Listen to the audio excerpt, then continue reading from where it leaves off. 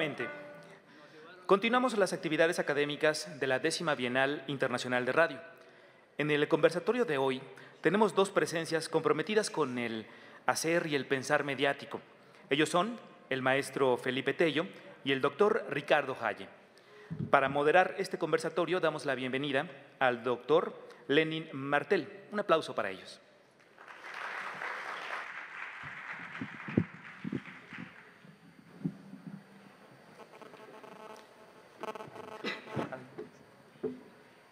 ¿Qué tal? Buenos días. Me da muchísimo gusto estar con ustedes hoy y en este conversatorio tan interesante que les vamos a presentar. Y me da muchísimo gusto presentarles hoy a dos amigos de la radio, estudiosos, productores de la radio en América Latina y que han hecho una gran contribución. En primer lugar, a mi izquierda, les quiero presentar a Felipe Tello, quien se graduó en Comunicación Social con énfasis en publicidad en la Universidad Javeriana de Bogotá. Fue redactor en la agencia de publicidad Mesa Bates en Bogotá y en Delvico Bates, Barcelona. Después fue director creativo de grupo en JWT Colombia y vicepresidente creativo en la misma agencia. Dirigió equipos creativos que ganaron premios en festivales nacionales como Cóndor Dial de Oro, Innova e internacionales como FIAP y Nueva York o New York Festivals. En el 2002 ganó el concurso Predicciones del Festival de Cannes, organizado por Leo Burnett. Y bueno, pues vamos a darle un aplauso a Felipe Tello. Muchas gracias. Quien acaba de llegar ayer, ¿no? Así que anoche, así que bueno, pues muchísimas gracias, doble agradecimiento. Y a mi derecha está Ricardo Haye, que es un colega argentino y es periodista y escritor y docente investigador universitario en el área de comunicación radiofónica y comunicación institucional. Su título de grado es de licenciado en Ciencias de la Información y su título de posgrado es de doctor en Comunicación Audiovisual por la Universidad Autónoma de Barcelona, España. Es autor de los libros Hacia una nueva radio, la radio del siglo XXI, Nuevas estéticas, otro siglo de radio, el arte radiofónico y de numerosos artículos. Se desempeñó durante 6 años como director de la emisora universitaria Antena Libre FM. Además de sus clases en la universidad, impartió seminarios y talleres de comunicación radiofónica, comunicación comunitaria y comunicación institucional en su país, en Ecuador, Venezuela, México y en España, donde además dictó cursos de posgrado. En 2004 fue uno de los creadores del Laboratorio Experimental de Arte Radiofónico LEAR, que posee una subsede en Buenos Aires y otra en General Roca, Río Negro. Pues también un gran aplauso, por favor, aquí a Ricardo Haye. Y en este conversatorio hoy queremos centrar pues esta plática sobre dos temas muy interesantes. Uno es la narrativa y otro es lo transmedia. Y en tercer lugar, el papel de la radio y el de la producción y la programación radiofónica en lo transmedia. Hemos visto que la narrativa es algo muy ligado al ser humano desde el Cromagón, ¿no? Desde que empezamos a desarrollar el lenguaje, el pensamiento y cómo la lengua fue muy importante y la narrativa fue muy importante para el desarrollo de la evolución humana.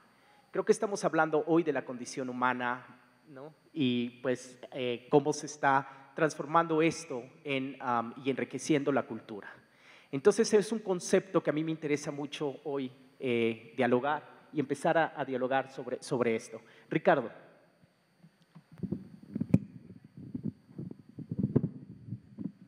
Bueno, muchas gracias. Agradezco a Radio Educación, a la Conaculta, a Antonio Tenorio y a Hilda Saray y a toda la gente que organiza este encuentro, que a mí me parece que seguir diciendo que es el más importante en el mundo de habla hispana ya le queda chico. Yo creo que es el encuentro radiofónico más importante del mundo. Y para mí, que vengo por 5ª vez a la Bienal, siempre es un motivo de gratificación y de sentirse bien por la cordial recibida que siempre nos dan los anfitriones mexicanos. El concepto de narrativa, yo coincido plenamente con lo que has dicho, Lenin. Me parece que este modo de elocución que encadena sucesos en el tiempo, que es la narrativa, tiene mucho que ver con el espacio convocante, con el tema de la radio, de lo radiofónico. A mí también me gustaría pegarme un viajecito, digamos que de 5 millones de años más o menos, y estudiar cómo la narrativa se convirtió en determinante en la evolución de lo que iba a terminar siendo el ser humano que conocemos hoy. Y a mí me parece que desde entonces la humanidad nunca dejó de contar, vivió contando. Hay un diálogo fantástico que tiene como protagonista a Protágoras, y dice que Protágoras llega al aula y le pregunta a los discípulos, bueno, ¿qué quieren escuchar? ¿Un mito o una argumentación lógica? Y los estudiantes le dicen, no, maestro, usted disponga, lo que usted diga estará bien. Y entonces Protágoras dice, pues entonces un mito, porque es más agradable. Y a mí me parece que ahí radica un principio que a lo largo del tiempo iba a ser retomado por pensadores más contemporáneos y que justifica lo que se ha dado en llamar la razón narrativa.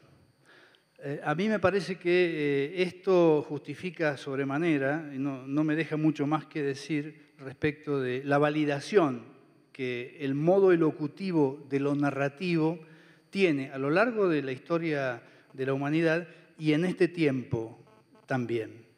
Y el tema de la temporalidad lo asocia nítidamente con la radio, porque la radio es un medio comunicativo que está inscripto en las coordenadas del tiempo. Y nada hay más natural, entonces, que si manejamos tiempo, que narremos. Infortunadamente, hace algunas décadas, la radio fue abandonando voluntad de relato, fue abandonando capacidad de relato. Y esto no nos habilita de la mejor manera para encarar ahora el tema del transmedia. Pero está en el origen de la radio, en sus características, en su condición natural, el hecho de contar. Si la radio no cuenta, me parece que somos nosotros, pero fundamentalmente las generaciones futuras, los estudiantes que se están capacitando aquí, quienes van a tener que volver a imprimirle a la radio esas ganas, esos deseos, esa voluntad de relato que fue dejada atrás, más o menos en el Ecuador del siglo XX. Felipe.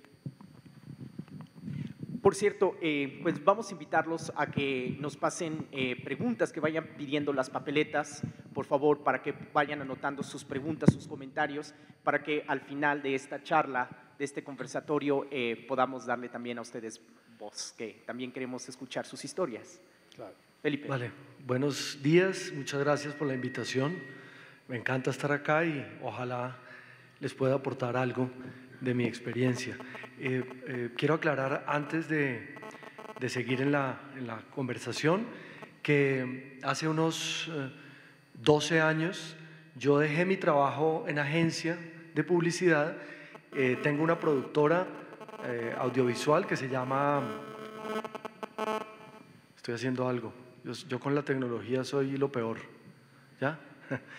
Y una productora audiovisual con la que hacemos documental corporativo y escribo y dirijo ficción. Más adelante vamos a hablar de un proyecto que tenemos. Pero quisiera, retomando lo que estabas diciendo, me acuerdo de un dicho chino, que no lo voy a decir exactamente como es, me van a perdonar que de pronto no está bien dicho. En mandarín, por favor. En mandarín, lo digo primero en mandarín y luego en mexicano y luego en colombiano.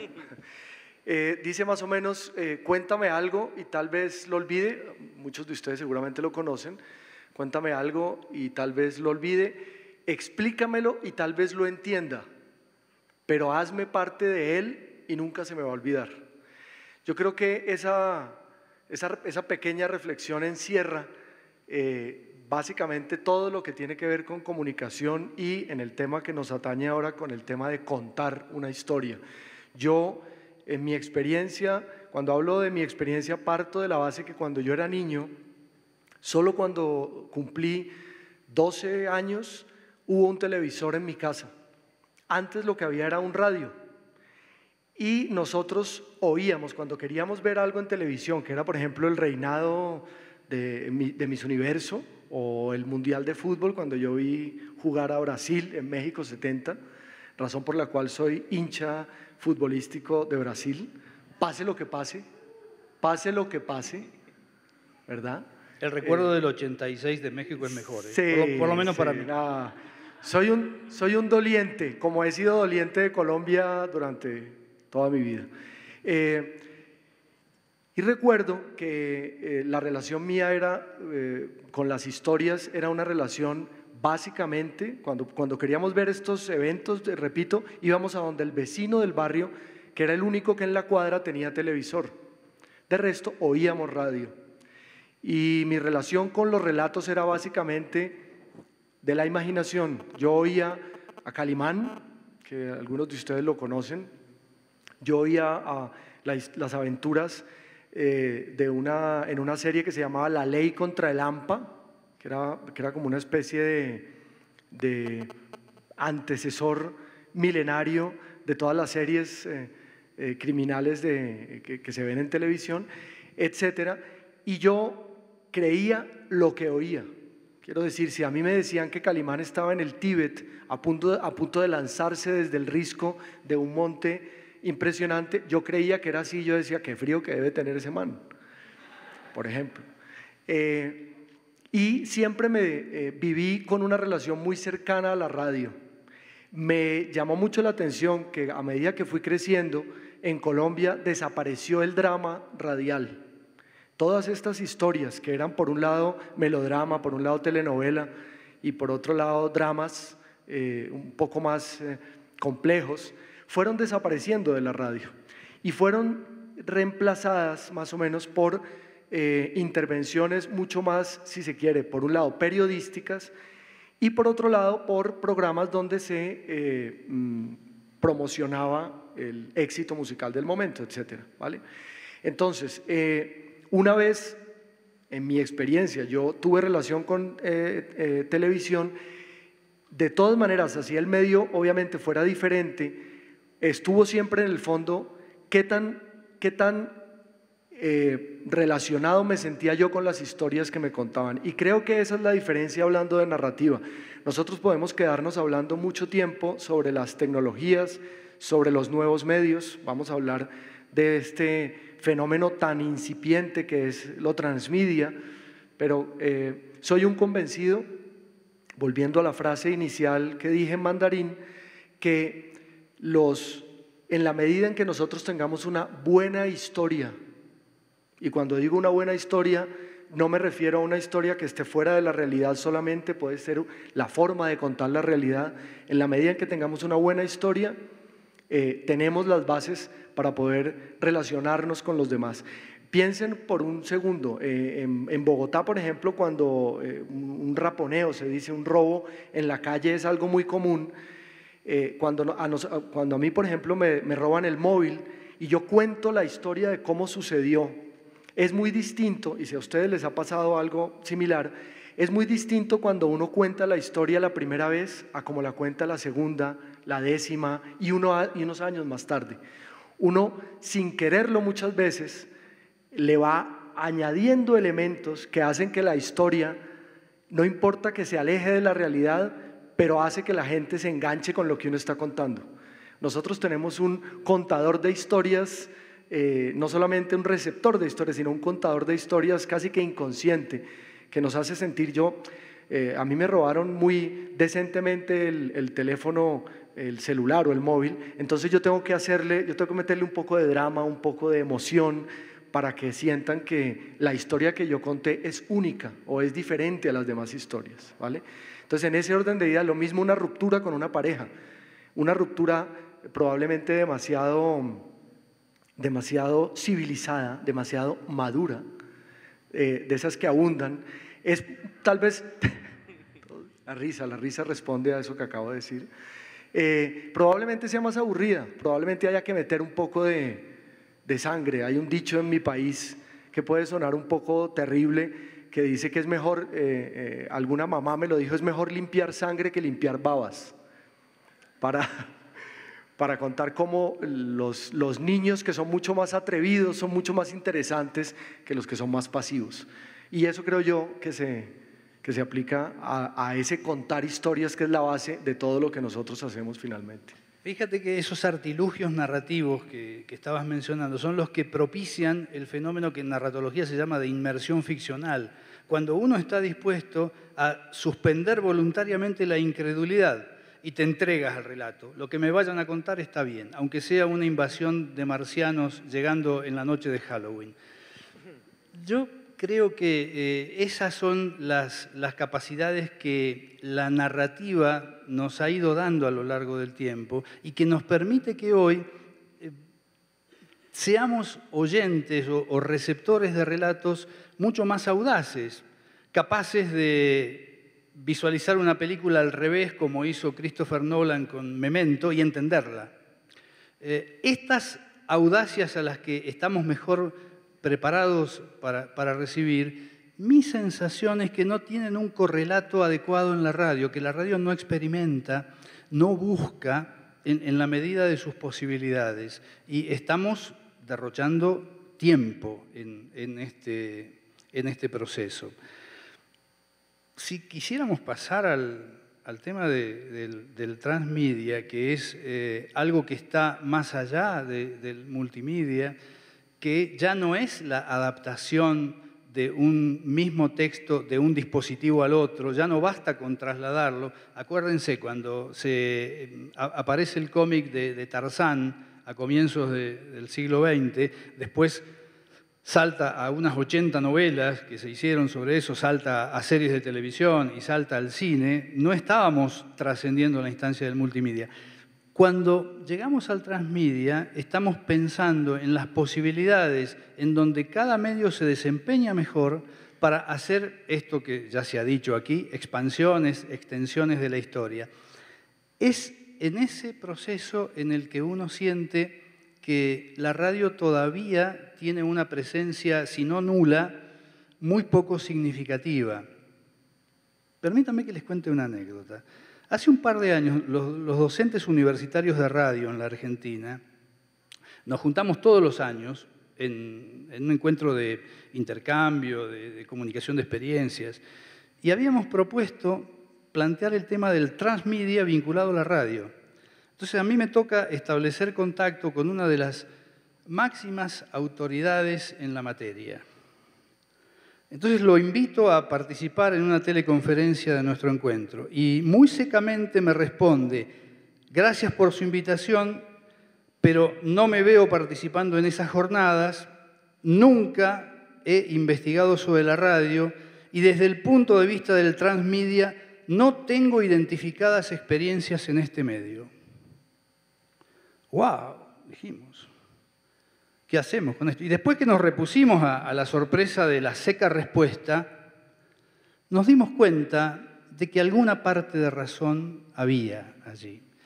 Y creo que somos los realizadores de la radio los primeros responsables en invertir este proceso, en cambiarlo, en hacer que la radio, ese medio tan formidablemente capacitado para contar historias porque su matriz es temporal, se inserte dentro de estas narrativas, dentro del storytelling y dentro del transmedia. Creo que ese cambio es responsabilidad nuestra.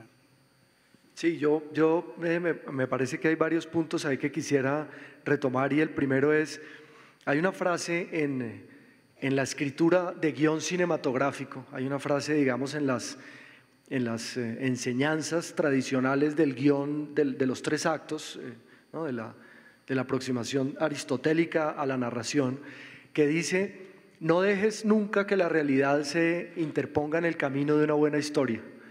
Y va a ese punto que tú estabas comentando, y es, no se trata de hacer la diferencia entre lo que es real y lo que es ficción, que creo que cada vez es menos relevante, diría yo, sino de qué tan creíble es lo que yo planteé. Y retomo... Y eso es aristotélico también, ¿no? Claro, el principio de credibilidad, de veracidad, de verosimilitud. Ahí va. Entonces, claro, uno recojo un comentario que tú hiciste sobre la gran intervención de Orson Welles hace ya 70 y pico de años, cuando tomó la novela de Wells,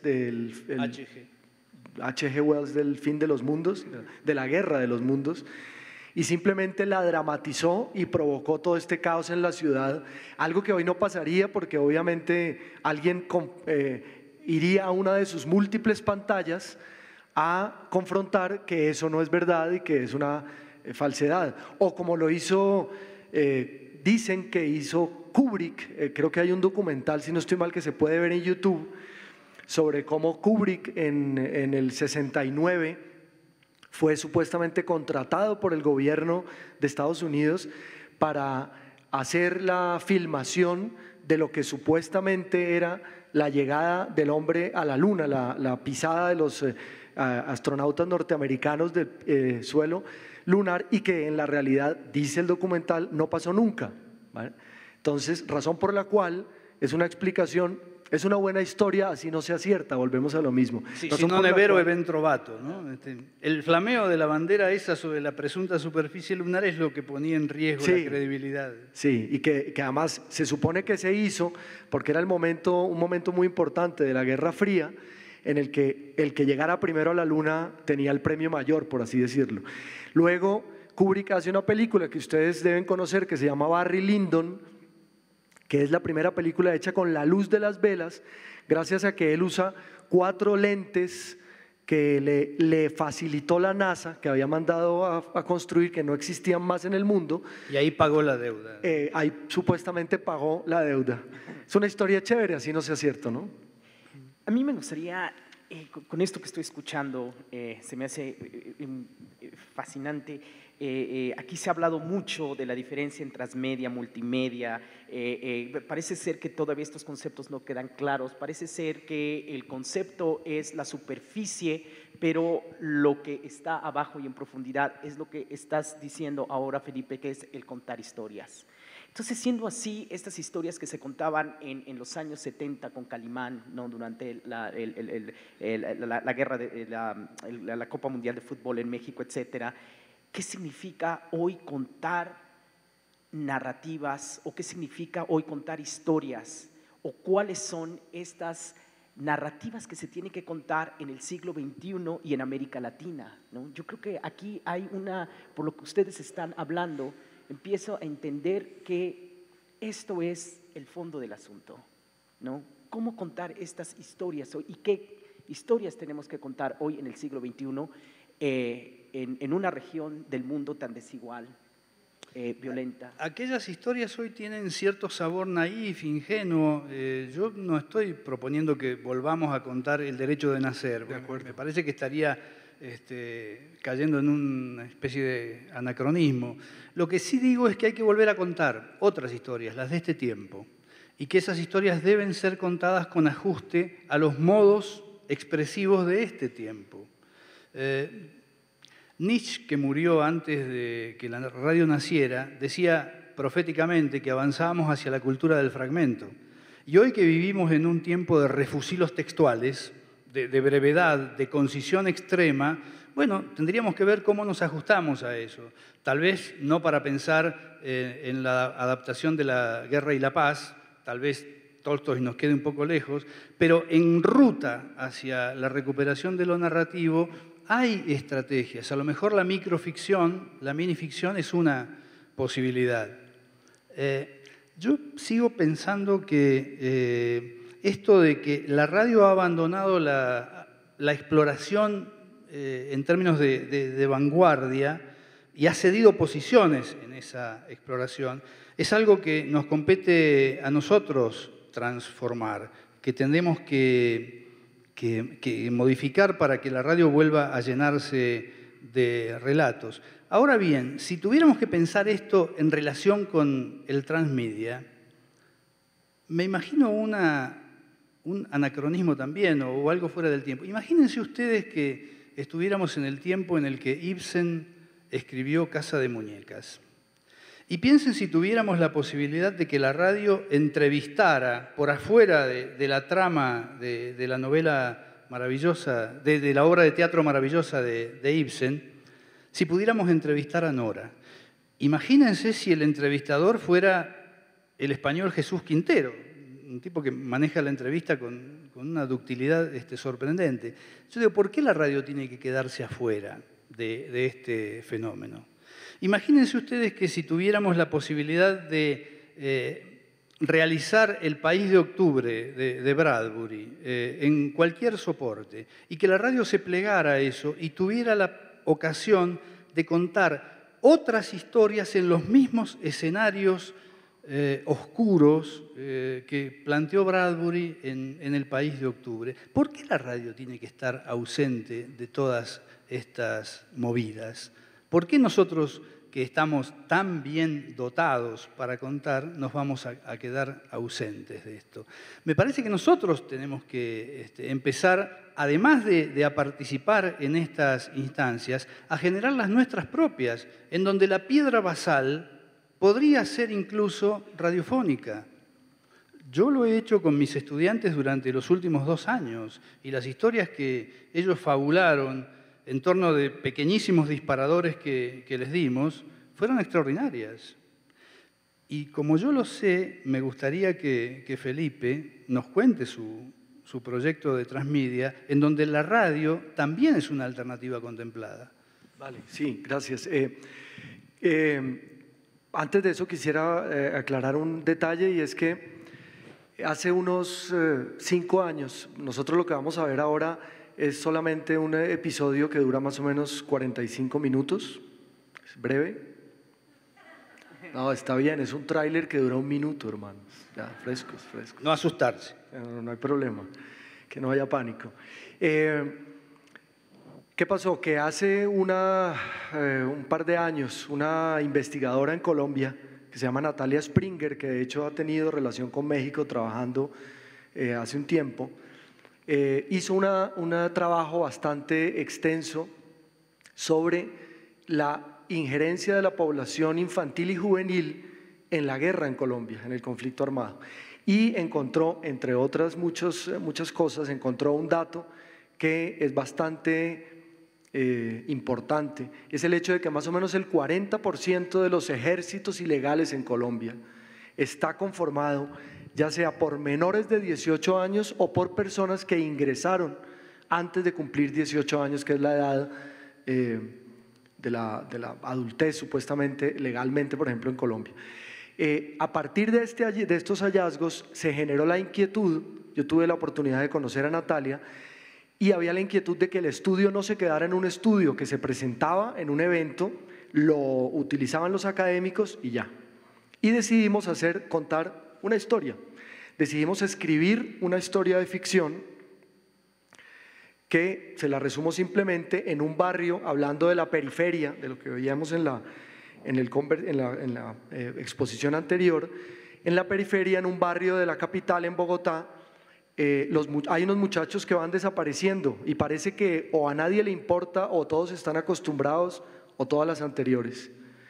Y a ese barrio llega de penalti, sin quererlo, una mujer que hace documental por el mundo y decide, sin quererlo digo porque se le pierde su cámara, y empieza a tener una relación con los muchachos del barrio y empiezan a descubrir entre todos, entre el grupo de muchachos y ella, que el lenguaje audiovisual es algo mucho más importante de lo que creían, que sacarse el móvil del oído y ponérselo en el ojo empieza de pronto a descubrir un lenguaje y una voz que en esta comunidad, dominada básicamente por la falta de oportunidades y por el miedo, no se tenía.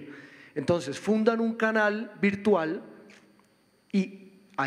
para estimular a los muchachos a subir sus historias y a contar sus propias historias, para enfrentarse de alguna manera, de forma no violenta, de forma pacífica, a ese supuesto destino de violencia que le espera a todo aquel que no tiene oportunidades en Colombia y en muchos de nuestros países en Latinoamérica. Entonces esta historia la contamos, la escribimos hicimos un episodio piloto y tuvimos la suerte, el año pasado hubo una convocatoria en Holanda hecha por World Child y por la ONG Free Press Unlimited, donde buscaban propuestas o proyectos del uso de la tecnología en comunidades en riesgo, y tuvimos la suerte de ganar el primer premio. Con esto hemos hecho el piloto, del cual van a ver ustedes el tráiler, y tenemos escritos los primeros 20 capítulos de 60 que constituyen la historia completa.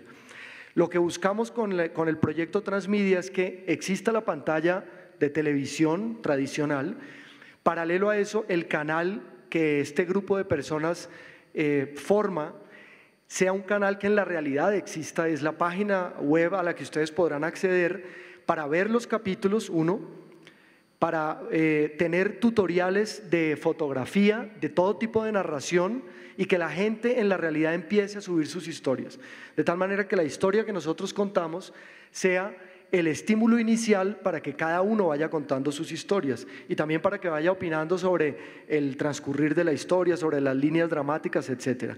Adicionalmente, y no menos importante, propusimos que en radio no simplemente se replicara cada capítulo, sino que se hiciera una versión, en primer lugar, mucho más corta de los capítulos, porque en radio, en Colombia por lo menos, la atención a radio es mucho más corta, pero que nos permitiera tener, después de la emisión de esos capítulos hechos especialmente para radio, la posibilidad de que la gente interviniera sobre la enseñanza, por decirlo así, o sobre lo que pasaba en cada capítulo. Y adicionalmente una tercera, ya tenemos televisión, tenemos internet y tenemos radio, una cuarta plataforma sería un juego que estamos creando y que yo les cuento acá. Es la idea de cómo en el juego tú como jugador tienes el reto de ayudar a un joven o a un niño a salir de la vida criminal. No solamente estamos hablando aquí de conflicto armado en Colombia, sino de la vida criminal entendida como trabajo forzado, como explotación sexual, etc. Tienes que ayudar a sacar a un niño de una cantidad de universos en la Tierra y en otros planetas, estamos hablando de un juego, a sacarlo de la vida criminal con una condición: no puedes usar la violencia. O sea, tienes que ser una especie de héroe, yo me atrevo a decir, soñemos, un héroe de ahora, un héroe actual que es, venimos de una cantidad de superhéroes que usan la violencia para combatir la violencia. Tú tienes que usar la imaginación para sacar a un niño del mundo violento. Si ustedes me permiten, yo les voy a pasar el tráiler de 1 minuto y seguimos charlando.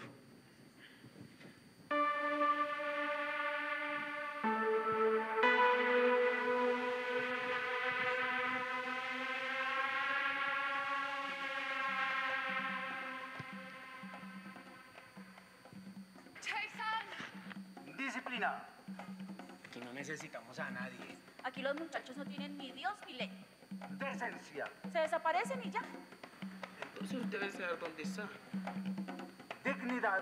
Y buscando plata debajo del colchón, ni robándose camaritas chimbas es como van a conseguir plata. Ya le dije lo que tenía que hacer.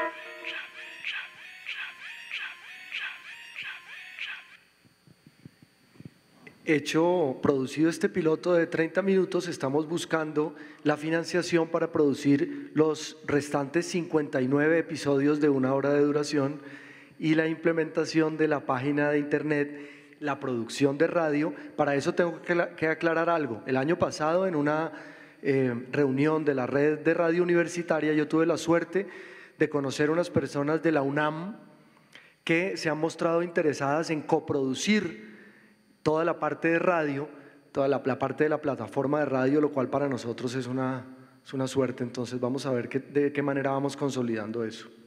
Hay una intencionalidad en el trabajo que plantea Felipe, que me encanta encontrar, porque nos trae para otro terreno una producción transmedial que a mí me parece que está demasiado hegemonizada o demasiado bajo la égida de la concepción mercantil, comercial. A mí me molesta profundamente la expresión prosumidor. Más allá de que me asigne la condición de productor, también me está tirando por la cabeza el hecho de ser consumidor. No quiero que me caractericen así, no me interesa. Me parece que deberíamos dejarla atrás. Es una referencia muy explícita al mundo de lo comercial, de lo mercantil. Me parece que sobre todo desde lo público y desde la institución que me toca representar, la universidad y las emisoras universitarias que constituyen una red muy nutrida en América Latina, estamos hablando de más de 100 o 150 emisoras universitarias, tenemos que encontrarle algunas otras aplicaciones al transmedia, que vayan más allá de lo puramente comercial y que exploten, porque el transmedia, lo decíamos con algún colega esta mañana, tampoco es una obligación, no estamos obligados a hacer transmedia, pero si lo vamos a hacer, podemos utilizar, además de los soportes que ya empiezan a ser tradicionales dentro del transmedia, podemos utilizar otros. Y a mí se me ocurre que expandir la narrativa se puede hacer también en las plazas con los cuentacuentos, o se puede hacer con las carteleras escolares, o con las carteleras callejeras. En fin, empezar a multiplicar y expandir el relato más allá de los dispositivos técnico-electrónicos que ojalá pudiéramos llegar a usar. Y en esto de pensar, a mí se me ocurre, imagínense que la radio pudiera tomar los paisajes sonoros de las ciudades invisibles de Ítalo Calvino, o que la radio pudiera, por ejemplo, reconstruir sonoramente la Santa María de Juan Carlos Onetti. Digo, hay posibilidades, solamente se trata de que empecemos a buscarlas, o la Metrópolis de Fritz Lang, o la Utopía de Moro, en fin, tenemos posibilidades. Y sobre todo, cuando esas posibilidades exceden el marco de esa cierta, a mí me gusta definirla medio hiperbólicamente, como esa tiranía de la realidad que se ha apropiado de la radio, restando espacio para el territorio de lo fantástico. Lo fantástico, la loca de la casa, decíamos ayer, con esa leyenda viva de las historias radiofónicas que es José Ignacio López Vigil, la fantasía no es solamente una vía de evasión de la realidad. La fantasía es una atalaya desde el cual se puede observar la realidad con otro prisma y favorece el abandono de las posiciones dogmáticas de nuestro pensamiento. Creo que en todos esos campos la radio tiene para aportar y su presencia dentro del transmedia no es forzada, debe ser natural. Sí, un detalle, elaborando un poco sobre lo que estás diciendo, y es que nosotros nos hemos atrevido a contar una historia que se trate de salir un poco, como dices tú, de esos esquemas. Un canal comercial en Colombia tuvo este proyecto guardado durante 4 meses a petición de ellos para considerar la compra, pero el proyecto tiene una condición y es que la historia no se puede modificar y convertir en una telenovela, que es el relato comercial, por lo menos en Colombia, o ha sido durante mucho tiempo. Esto es una serie coral de varios personajes, una serie donde nosotros no dividimos a la gente en buenos y malos, sino es gente que toma decisiones, 2, que debe asumir las consecuencias de las decisiones y que toma decisiones más o menos acertadas.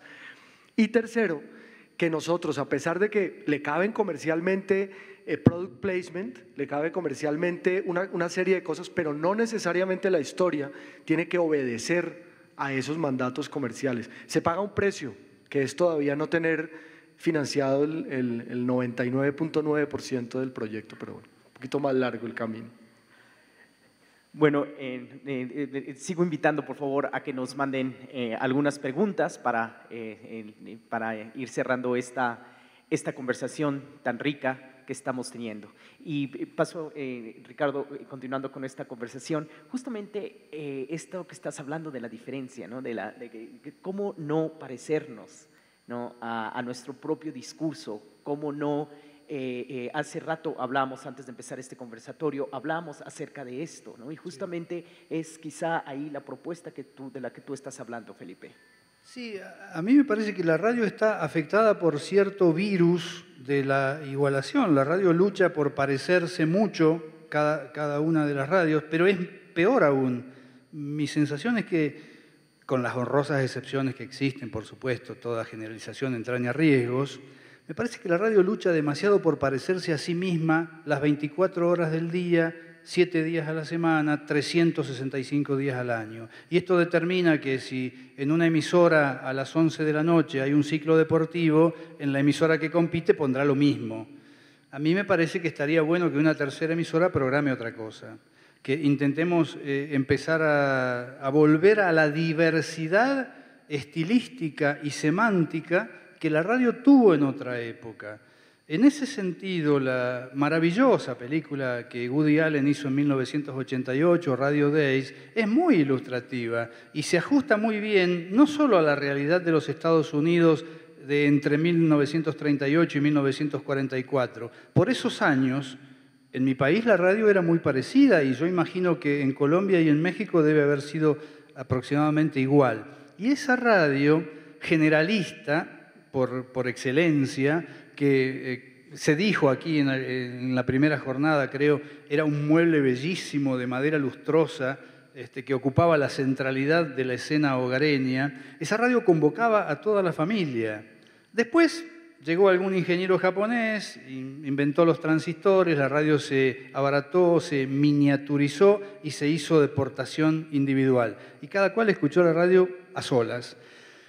No es que vayamos a volver a construir un mueble que ocupe la centralidad de la escena, pero la radio tiene la obligación de volver a generar discursos que den que hablar, discursos que sean convocantes, que alienten la agenda conversatoria de la gente. Si lográramos eso, me parece que la radio crecería. Raúl Trejo dijo días pasados en otro encuentro en el que coincidimos que el diálogo estaba en decadencia y que por eso la radio corría peligro. Si fuera así, solo ese diagnóstico nos habilita a poner más energías aún en recuperar la fortaleza del diálogo a través de la radio. No, pero que yo más digo ahí, esto fue concluyente. Bueno, estoy totalmente de acuerdo. Pero ven, quiero aclarar una cosita, y es que se me ocurría cuando tú estabas hablando, para hablar de ese poder, si uno dijera que a pesar de que estamos mediatizados por un mundo, llamémoslo multipantalla, como dice Lipovetsky en su libro que yo les recomiendo, que se llama La pantalla global, donde dice que hoy más que nunca el cine está más vivo por la cantidad de pantallas a las que nos enfrentamos. Pero si fuera verdad, digo yo, acá desde la cocina, como decía mi abuela, que si es verdad que la pantalla neutraliza o elimina las otras posibilidades de diálogo o de interacción, entonces, por ejemplo, la pantalla estrictamente como generador de imágenes visuales, digo, sería imposible que cosas como el WhatsApp o como el chat, sería imposible que existiera, y es todo lo contrario. Nosotros sí escribimos, nosotros sí oímos. Hagamos por un día el ejercicio. Supongamos que somos un grupo de amigos y nos vamos a un paseo a un sitio paradisíaco en las afueras de la ciudad. Un sitio hermoso, vamos con la gente que queremos ir, de esas oportunidades que casi nunca tenemos, ¿cierto? Hay un paseíto, en Colombia le decimos un parche de amigos se va afuera. Y alguien llega a una cabaña donde alguien hace la pregunta más importante. ¿Por qué se ríen? ¿Cuál es la pregunta más importante? Pues bueno, alguien puede pensar que la pregunta más importante es ¿dónde voy a dormir? O qué hay de comer, o alguien trajo. No, yo creo que la pregunta más importante hoy es ¿alguien ha visto un enchufe? Le dicen enchufe ¿no? Alguien ha visto un enchufe y empiezan todos a buscar el enchufe y resulta que no existe. Entonces hay un peligro grandísimo porque uno dice ya estoy fregado, como decimos en Colombia, estoy en pelota, estoy desnudo porque no puedo usar ninguna de las pantallas, no hay luz. Llega la noche, nadie puede desconectarse o conectarse, como lo quieran decir, a una pantalla. Entonces, ¿qué queda? Radio Bemba, Radio Bemba. Nos toca ponernos a hablar y nos toca ponernos a ¿qué? A contarnos las historias. Y yo me niego a creer que no somos capaces de pasar la noche completa contándonos buenas historias sin tener un pinche enchufe de por medio en todo el sitio. Claro. Si retrocedemos un poquito más en el tiempo, esa centralidad de la radio vino a sustituir otra centralidad, la del fogón, en torno del cual se desgranaban historias. Parecemos dos nostálgicos de épocas que ni siquiera nos tocó vivir. No somos. Pero de todas maneras, levantemos una lanza por el volver a contar historias en un entorno colectivo, además, ¿no? Ahí va. Tengo una pregunta aquí de Coyoacán, Distrito Federal. La voy a leer textualmente. Dice, si la narrativa en radio es más pequeña que en otros medios, ¿eso no le quita la posibilidad de descripción y detalle? No sé si es más pequeña. Yo sí creo que es más pequeña. Cuando uno analiza la producción de los grandes gurús de la narrativa actual, que son las televisoras de pago, se encuentra con que estamos a mucha distancia de ellos. Hoy en día, la radio que se vació de relato conserva una sola instancia de fuerte acercamiento al relato, que son los partidos de fútbol. Duran casi 120 minutos. Pero claro, es un relato en donde el narrador no controla los hechos. Los hechos son predeterminados por 23 voluntades ajenas a él, 11 de cada equipo y uno que arbitra. No hay muchos otros relatos, insisto con esto, con las excepciones que cada cual puede registrar en sus medios, en las radios que escuchan, etc. En la medida en que desaparece la práctica narrativa, es muy posible, hay que reflexionar en esa pregunta, que algunas otras prácticas de elocución, como la de la rica descripción que proponen, por ejemplo, los paisajes sonoros, también tengan una presencia minoritaria en la radio. La descripción hace a la narración. No se puede narrar sin una mínima descripción de un contexto. Claro, las descripciones pueden ser más o menos puntillosas. Tu compatriota Gabriel García Márquez apenas necesitó decirnos que Melquíades tenía barba montaraz y manos de gorrión, y ya nos crea todo un retrato del personaje. Y hay ocasiones en donde la descripción necesita ser mucho más medulosa, mucho más minuciosa. A mí me parece que en esto de edificar una nueva poética para la radio, bien podríamos sumar también el ponerle gas al tema de lo descriptivo. Y finalmente yo sigo convencido de que todo esto aporta a eso que acabo de decir, a la necesidad de edificar una nueva poética para que la radio definitivamente deje de andar por ahí desnuda de arte.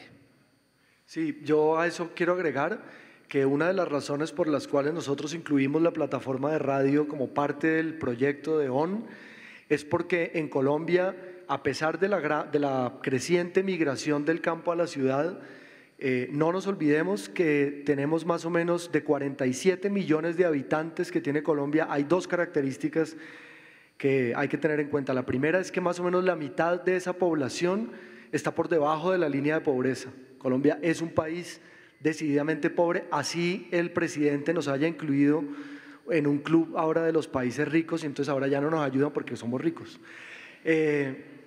Antes tampoco ayudaban igual. Y el otro dato es que también más o menos la mitad de la población en Colombia es menor de 18 años. A pesar de que en los últimos años es un país que ha ido haciéndose más viejo, es tremendamente joven.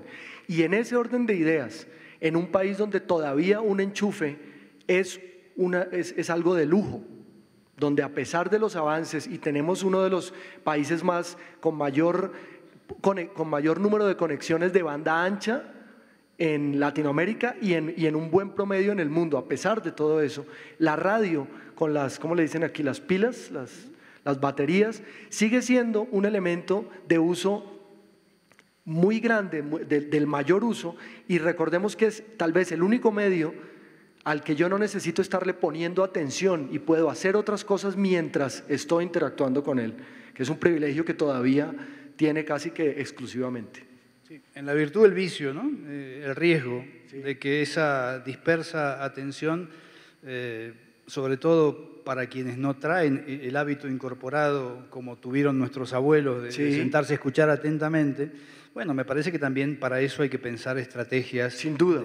de retención de la atención de los oyentes, ¿no? No, y sobre todo sabiendo que hoy los muchachos, la nueva generación, los que se llaman, ahora hay un nombre que vi en la revista del avión, pero claro, se me olvidó, que son los menores de 20 años, que ahora son los que están conectados con todo. Los millennials. Los millennials se llaman, ¿no? Nosotros, generación X y millennials. No, papá, tú no me hables así. Lenin se identifica con ellos, la ha hecho propia, por eso la recuerda. Claro. ¿Será? ¿Es un millennial? ¿Tú eres un millennial? No. O bueno, todos somos millennial wannabe, que eso es válido. Hay que tener en cuenta los millennials que tienen la capacidad de poner atención, de dividir la atención. Y eso nos obligaría también a pensar en la forma del relato. Bueno, a lo mejor ahí están los microrelatos de los cuales estabas hablando, ¿no? Sí. Hace algunos años un estudiante mío presentó una novela con la cual pretendía aprobar la materia y nos desconcertó a todos en la mesa de examen porque la novela era una especie de rayuela, toda fracturada, en pequeñísimos fragmentos, todos desacomodados, y nosotros primero nos desconcertamos y lo íbamos a reprobar, hasta que pusimos el oído y vimos que tenía una construcción tan mágica y tan maravillosa que esa historia que él nos contaba alcanzaba sentido al interior de nuestras conciencias. Uno la rearmaba. Eso para mí es radio participatoria y es una de las estrategias posibles para narrar historias hoy. No digo que la única, pero hay que seguir explorando, hay que recuperar la posición de vanguardia en el análisis, en la reflexión respecto de los modos de narrar que tenemos. Me da mucha pena interrumpirlos, pero el tiempo se ha agotado. Sí, apenas va empezando esto, ¿no? Y pues la Bienal va a continuar, pero ojalá que se siga calentando esta discusión, que de verdad agradezco mucho estos postulados, estos argumentos, estas líneas de pensamiento que nos han dado hoy, y me quedo con algunas cosas que quiero reiterar. Cómo generar una nueva poética de la radio, cómo diseñar un discurso y cómo generar un discurso que finalmente es un relato, ¿no? Cómo generar una credibilidad en el relato hoy en día, ¿no? Me hace pensar en la precisión, en las fuentes. Y cómo generar un diálogo, ¿no? Ahí creo que está la recuperación de la radio, y creo que ahí la radio tendría que ser este pivote en toda esta amalgama de medios, que no sabemos todavía si es transmedia, multimedia, etcétera. La microficción en el siglo XXI, lo importante que estuvieron ustedes hablando, cómo diseñar un discurso que finalmente es el relato. Y, en fin, y sobre todo cómo salir de los esquemas, cómo volver a la diversidad, cómo buscar los relatos de la gente que cuenta historias en la calle, cómo recuperar los sonidos de la calle. Estos postulados nos harán ayudar a conceptualizar de mejor manera la noción de la radio en lo transmedia. Y finalmente me quedo con esta frase: hazme parte del relato y nunca se me va a olvidar. Muchísimas gracias por sus pensamientos.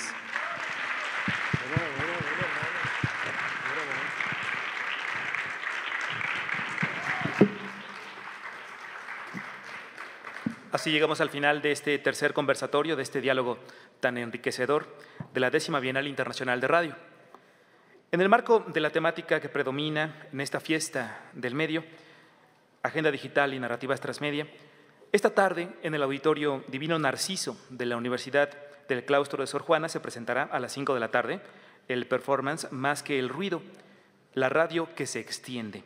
Y a las 18 horas, el doctor Lenin Martel presentará el proyecto Periodismo Narrativo Multimedia Corazón de México. En este proyecto participan la Universidad del Norte de Texas y la Universidad Autónoma del Estado de México. Les invitamos a asistir. La cita es a partir de las 5 de la tarde en el Auditorio Divino Narciso del Claustro de Sor Juana. Haremos un breve receso de 15 minutos para continuar después con la presentación de la conferencia magistral del doctor Guillermo Orozco. Muchas gracias.